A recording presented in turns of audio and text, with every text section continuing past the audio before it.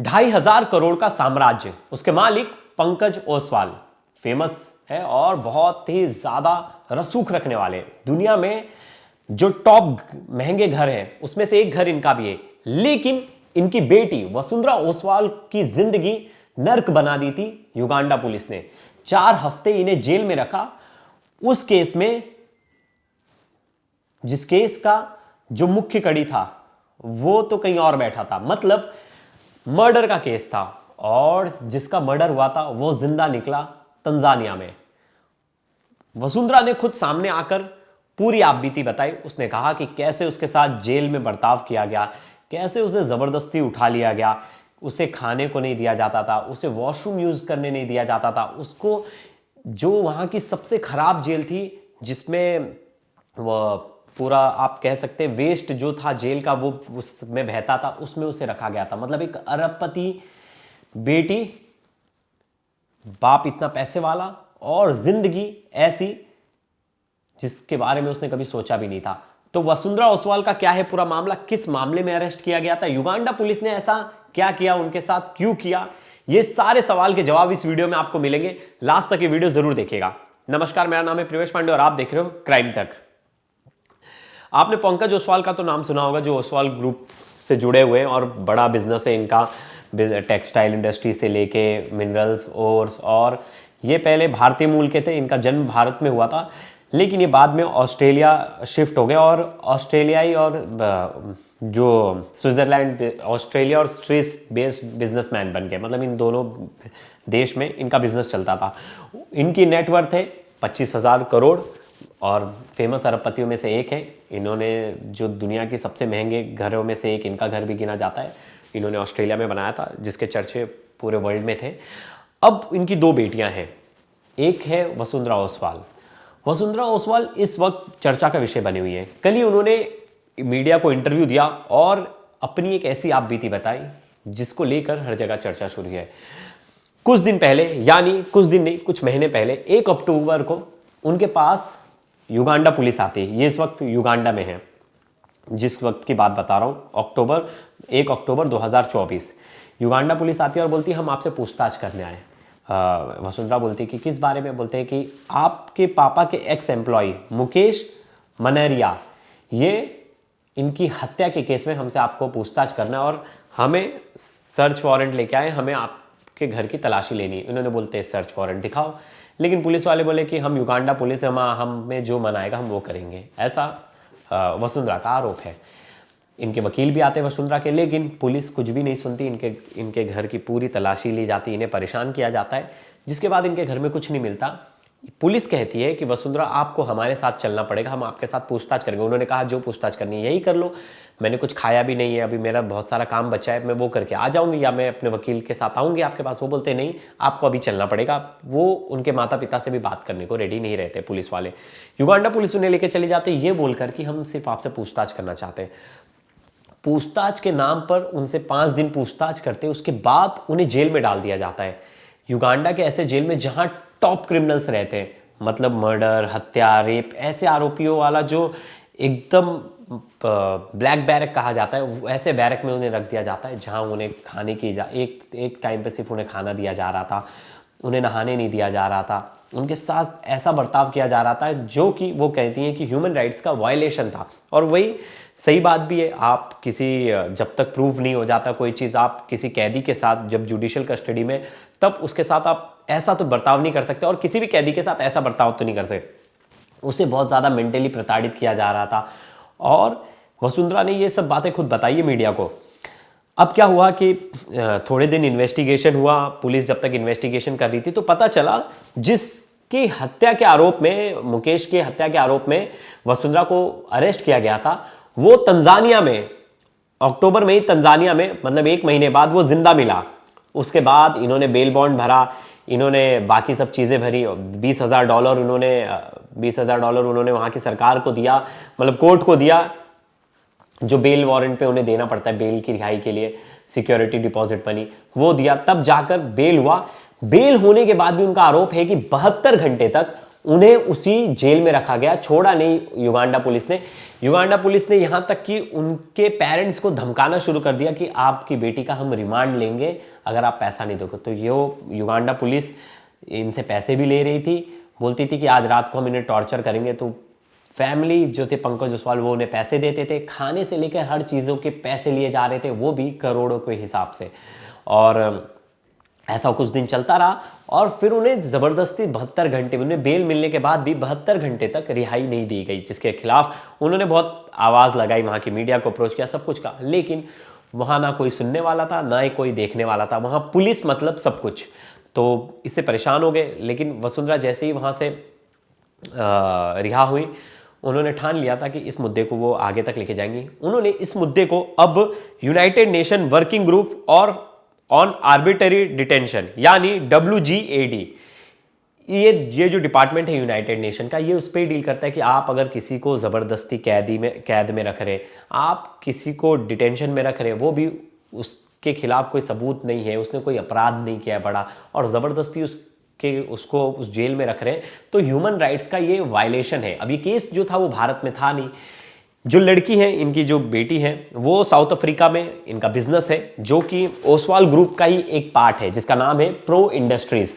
और ये pro industries की एग्जीक्यूटिव डायरेक्टर है। और अफ्रीका में इनका एथेनॉल का प्रोडक्शन होता है, जो कि काफ़ी ज़्यादा फेमस है, पॉपुलर है, उससे बहुत ज़्यादा टर्नओवर भी इनका 1,500 करोड़ का, 1,500 डॉलर का, करोड़ डॉलर का इनका बिजनेस है, और उससे अच्छा पैसे भी कमा रही। इनका जन्म 1999 में हुआ था। अब इनकी उम्र 26 साल है। 26 साल की एक लड़की जो कि फेमस बिजनेस टाइकून में से एक है। आपको जानकर हैरानी होगी, जो ग्लोबल यूथ आइकॉन अवार्ड में 2023 में इन्हें नवाजा गया था कि टॉप लीडरशिप क्वालिटीज और बिजनेसमैन जो अंडर 13 है, उसमें वसुंधरा का नाम था। वसुंधरा, इतना अच्छा नाम, फेम, सब कुछ, लेकिन झूठे केस में, जिस आदमी की हत्या ही नहीं हुई, उस आदमी की हत्या के केस में उन्हें जेल में डाल दिया जाता है और उन्हें इतना प्रताड़ित किया जाता है, जिसके बारे में उन्होंने खुद बताया था। आप एक बार उनकी बाइट सुनिए। I was like, okay, what does that have to do with me? Why are you here on my site? And they tell me we're going to do a raid. So I said, do you have a search warrant? क्या आपके पास search warrant है? They were like, no, we don't have. But we are the Ugandan police. We can do anything. You are not in Europe anymore. You are now in Uganda. So I say that you have to wait for my lawyer. My lawyer eventually comes, and even though they don't have a search warrant, I allow them to do the raid. They spend about 3-4 hours doing this raid. They wake up all of our employees that are sleeping. You know, we have 3 shifts. So they wake up the people that were in night shift, knocking on their doors, banging on their doors, you know, looking underneath their bed, looking underneath their blanket. They even went to the roof. They opened the roof up. They looked inside the roof. They sent one guy on top of the roof also to have a look if there's anyone there. They didn't find anything. All right. Then when I'm like, okay, you didn't find anything, so can you please leave now? Because you've disturbed, you know, everyone that was here, and you've basically disturbed me my whole day. They're like, no, you have to come back with us. I'm like, why do I have to come back with you? Then he said, oh, our director at Interpol wants to have a meeting with you. So I say, I don't want to have a meeting with her right now. I can have one tomorrow, or I can have one, you know, later on. I even say that my father can come down instead to meet her. You don't need me, you know, to meet her. Then he says, no, it has to be you, and it has to be right now. So I say, I'm not going with you right now. I've not showered. I've not eaten anything. You know, I've not used the toilet. You've been here at my factory since like 5 a.m. to now it's like 12 p.m. I'm not going anywhere with you. Then they tell me we can do this the hard way, or we can do this the easy way. So I say, what is the hard way? And they say that we can either forcefully take you. So at this point, in my mind, I'm thinking, I'm not going to go with these people. I have my parents on the phone. They're screaming at me from the phone saying, don't get in the car. There's something wrong. I don't know why these guys are acting this way. So I asked them, do you have any charges or arrest warrant? And they say, no, we don't have anything. So then I say, then I'm going back home. I'm not coming with you. I'm leaving. After which, one of the male officers, he grabs me and he throws me inside the car. And then there's another, on the other side of the car, when I'm trying to escape, there's this other guy that's standing there with an AK-47 gun, pointing it at me and telling me, don't you dare move from here. So that's how I got picked up from the site. And after that, I get taken to Interpol, where I'm told to write a statement. I tell them I don't want to write a statement because firstly, you've just picked me up from site, you've kidnapped me, and you've taken me here on a pretext of a meeting when actually you wanted a statement. So then what ends up happening is that the director says that, no, you're going to write a statement or you're not going to be let out of here. So I write the statement in hopes that this will end. But it doesn't end. Instead, what they do is they say that now I'm a suspect in the case and I'm going to be detained. I've not read what any of my charges are. I've not read what I'm a suspect of. They just say that you are a suspect, you're going to be detained. So for the night, then they keep me in a cell. I think you've seen the cell pictures also. I sent them to you. So they keep me there, and it's a cell that's infested with urine, feces. You know, no human being wants to be living in something like that. So they keep me there. The next day, I'm told that my parents are working out for a police bond of mine. So we're being extorted for about 30,000 USD they're asking, and they're asking for my passport. We give them both things. We give them the 30,000 USD. We give them my passport. I don't get the police bond. Instead, I'm put back in the same cell. Okay, and now it's past, I think, 48 hours, by which it's illegal to keep me anymore. The next day, we get an unconditional court release order. Even though we show this order to the station, they still don't release me. And after that, they're in contempt of court, basically. But nothing seems to be mattering to them. They keep me in illegal detention for about 72 hours more. And then on Friday evening, at about 5 p.m., they come to collect me and they tell me that for the first time I'm hearing what my charge is now, that I'm being charged with kidnap with attempt to murder. They then proceed to drive me to the lower level magistrate court in Luero, and they charge me with a capital offense, which is not allowed. They should have taken me to a higher court, actually, if they wanted to do everything with procedure, but there was no procedure being followed. Throughout the time I was in detention, they didn't allow me to have a shower, they didn't provide me any food, they didn't provide me any water. It was my parents that were basically being extorted to bring me food and water inside that cell.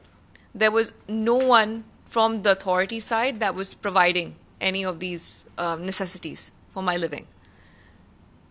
So after I'm being read my charges in the Luero Magistrate Court, they throw me in Luero prison, which they realize they can only keep me there for 2 days because it's a lower level prison in which they keep petty thieves, people convicted for, let's say, land fraud or, smaller level crimes.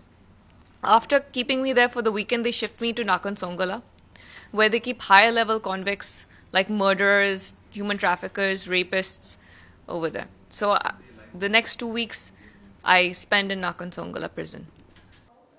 तो आपने सुना, वसुंधरा खुद बता रही है कि कैसे उन्हें कितनी बुरी हालत में जेल में रखा गया, उनके साथ कितना कुछ किया गया, जिसके बारे में वो बताते बताते खुद ही वो थक गई और उन्होंने इस इंटरव्यूज़ को बहुत सारे चैनल्स को दिया, उन्होंने अपनी पीड़ा बताई।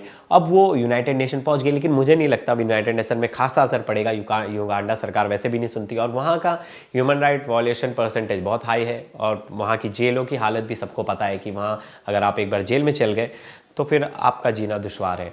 और ये थी वसुंधरा की कहानी और वसुंधरा की स्टोरी।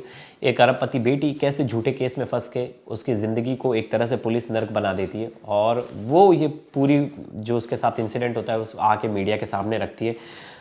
अब ये भारतीय मूल के थे, वैसे इनके पिता बड़े कंट्रोवर्सी में भी रहे। इनके पिता ने जो ऑस्ट्रेलिया में जो बंगला बना रहे थे वो सबसे मतलब दुनिया के टॉप 10 बंगलों में से एक था घर। उसका नाम ही इन्होंने दिया था, ताजमहल के नाम पे रखा था, ताजमहल एनक्लेव कुछ करके। और आप जानकर हैरान होंगे वो मतलब 10 में से सबसे ज़्यादा पैसा खर्च उस बंगले पे हुआ था। लेकिन बाद में उस बंगले में कुछ इन्होंने टैक्स वगैरह नहीं भरा, जिसको लेके ये उसके ऊपर केस हुआ, फिर इनके ऊपर पेनल्टी लगी और ये देश छोड़कर भाग गए, ये और इनकी बीवी। फिर वो वहाँ केस चल ही रहा था और उस बीच अब इनकी बेटी का ऐसा नाम आना, उस पर फिर इनका केस होना, तो ये कंट्रोवर्सी में घिरे रहा है परिवार। लेकिन जब एक लड़की की कोई गलती नहीं थी, इतना अच्छा अपने करियर में कर रही थी, 1 अक्टूबर को अरेस्टिंग होती है, 21 अक्टूबर को बेल हो जाती है। और पूरी स्टोरी जब बताना, क्योंकि लाइफ में उन्होंने लग्जरी देखी और कभी कुछ देखा नहीं कि ऐसा जेल में भी रहना पड़ेगा, लेकिन ये एक्सपीरियंस उनके लिए बहुत ख़राब था, जिसके वजह से वो एंजाइटी की शिकार हो गई हैं, उन्हें ट्रॉमा आता है, उन्हें सदमे लगते हैं, वो रात को उठ जाती हैं, ये सब उन्होंने बताया। और ये थी वसुंधरा की कहानी। आपको उनकी स्टोरी कैसी लगी? क्या उन्हें, आपको लगता है न्याय मिलेगा? आप इस वीडियो में कमेंट करके ज़रूर बताइएगा। धन्यवाद।